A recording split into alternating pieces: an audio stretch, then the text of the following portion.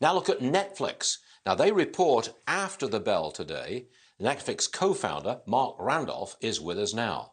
Mark, it seems to me that the magic number today for Netflix is 200 million subscribers. They're not there yet. Can they get there, do you think? Well, Stuart, I'd be very, very surprised if they didn't report they'd beat that magic number of 200 this afternoon when they report. I mean, I'm going to be sitting there with a bottle of champagne, I think toasting as they break through. I don't think there's going to be a lot of other surprises. They're probably going to say a million or so ads domestically, probably 6 total worldwide.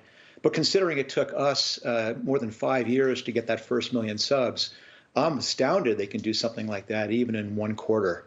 But I think what everyone's looking for is not necessarily what happened in 2020, but what's going to happen in 2021. We have a tremendous number of new entrants in the market.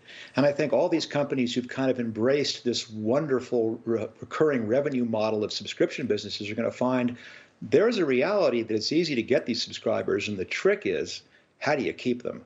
And I'm really curious to see how that shakes out. Yeah, I mean, look, it seems to me that Disney and Netflix are running away with the streaming business. They're ahead, clearly. How do they stay ahead? Is it a matter of content? I think it is. The answer is content, content, content. And you're correct. I think this streaming war is really shaking up to be a mano-a-mano battle between Netflix and Disney. You know, I used to say that Netflix's secret weapon was focus, which is what we've been on from the very beginning. And I really, quite frankly, was a little cynical that other companies could match that. But I'm impressed because Disney has gone all in. I mean, they've really said that streaming is going to be their monetization model, and it's showing. How do you get more and more content when you've got movie shoot lockdowns at the moment and they've been suspended? How do you get that content, which you say is so necessary?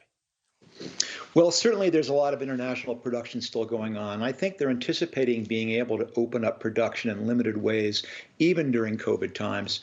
I know that both these companies, both Netflix and Disney, have very, very aggressive slates planned.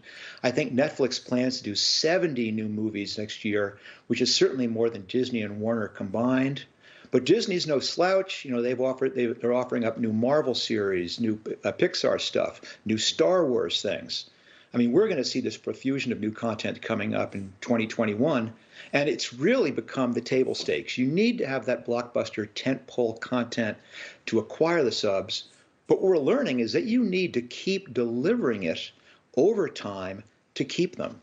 And it's really looking like Disney and Netflix are the two who can do that. But, you know, the real interesting story and the one to watch, I think, is Warner.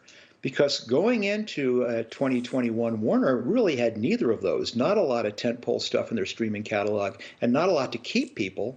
But all of a sudden, they've announced that going forward for 2021, all their theatrical releases are going to come out day and date with their streaming stuff. And I think that's a very, very dramatic move. In fact, I have to give the Academy Award to boldest move to HBO Max for that. Okay, we'll give it to him.